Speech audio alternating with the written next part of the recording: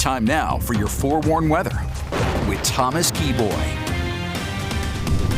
Good Tuesday morning. Utah time's coming up on 6:13. We're going to open up with what we're tracking for you because as we go throughout the next several days, we have some pretty big changes coming our way. So we'll start off with mild with some storm potential through the middle of the week. What we had yesterday will more or less be on repeat for the next, I'd say, 36 to 48 hours. By the time we get into Wednesday night into Thursday, though, winds will start to increase as a storm system approaches from our northwest, and this storm system will bring us our first fall-like front arriving between Thursday into Friday. Pretty big drop in temperatures by Friday across the entire state with it magnified up north.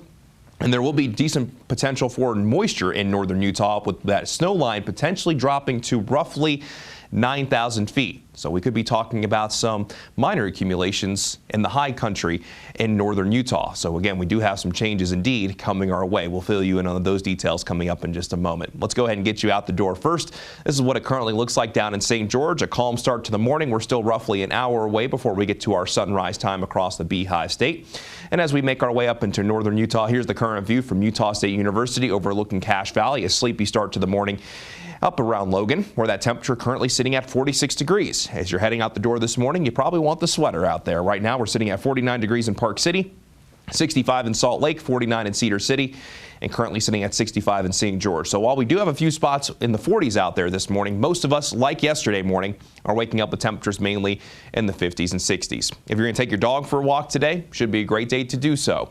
This is Jax right here, looking at you saying, we got to go for that walk. And I think Jax, really at any point today, be a great time to go for that walk. By 10 o'clock this morning in Salt Lake, we'll be in the upper 60s, and then throughout most of the afternoon, we'll be in the low to mid 80s. For most of the day, we'll spend it under partly cloudy skies, but there will be at least some potential for a few showers and thunderstorms with that best chance of wet weather today being in northern Utah and throughout the eastern portion of the state. These areas shaded in green are roughly a 1 in 5 or 20% chance that a shower or thunderstorm finds you, and that does include the bulk of the Wasatch Front.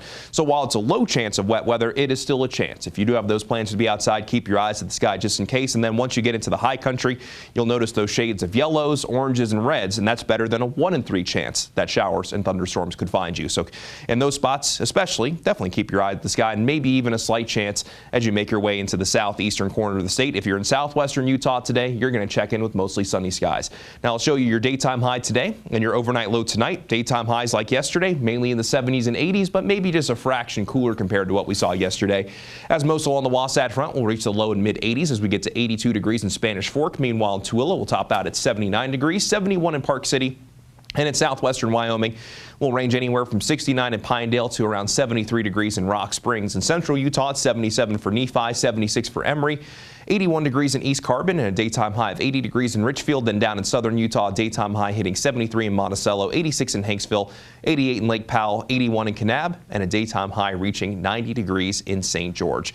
Let's go ahead and begin the Futurecast and time things out for you as we go through today, stopping this at 5 o'clock, and this Futurecast showing the best chance, again, in the northeastern corner of our area and over towards the West Desert. But these showers and thunderstorms that develop in the West Desert could eventually find their way to the I-15 corridor, the Wasatch Front, Wasatch back up to Cache County.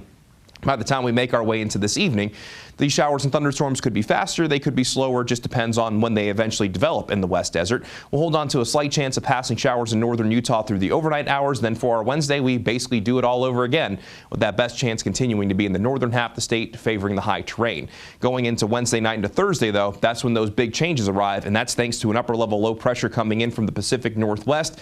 And this is what's going to drag in that fall-like front, bringing us that decent chance of wet weather in northern Utah and also those cooler temperatures. And you'll see those here on the 7-day forecast. We're in St. George, upper 80s to around 90 degrees today and tomorrow. Slight chance on Thursday, then a high of only around 80 degrees on Friday.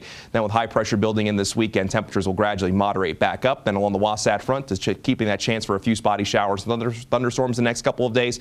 Then that chance increases Thursday into Friday as highs go from the mid-70s on Thursday to the mid-60s on Friday. And then as we officially begin fall, should feel like it as we make our way into Saturday and Sunday.